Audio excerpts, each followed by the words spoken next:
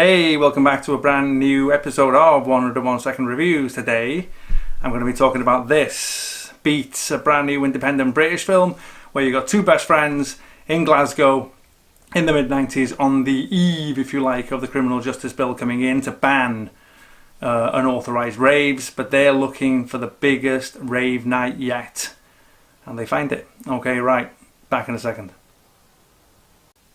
Okay, right, Beats, a brand new independent British film, and the other thing I love about this more than anything else before I get into it is that it's nice to see a British film that isn't a costume drama, that isn't some tepid romance, that isn't set in London, all the things that usually now that doesn't involve older people doing something inspirational.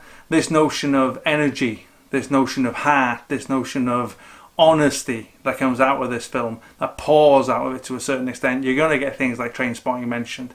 You're going to get things like Shane Meadows' movies mentioned in this. It's raw. It's in your face. I love the fact that this is something that, about a moment in British history that I remember.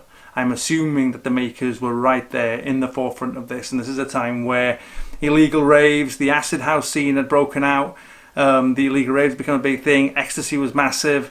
And it had changed the music scene, and especially in terms of these illegal raves that were put together on the spur of the moment where people could go and party and so forth, to these kind of like these almost block rocking beats, I suppose, to a certain extent. And it's about that being taken away, the government, Tony Blair, and you're kind of like, this is rammed home, this idea of new labour, but this notion of freedom that was never actually to be, this notion of a revolution, finally the Tories being, swept aside, and this idea that it was going to be a brand new Britain, cool Britannia and all of it, and all of it's just this empty shit, and the film really goes for it in that respect. You've got two fantastic lead performances, there's tragedy in it, there's love in it, there's anger, there's joy. It's just a minefield, man, and it's really put together with just a shit ton of heart. I loved it.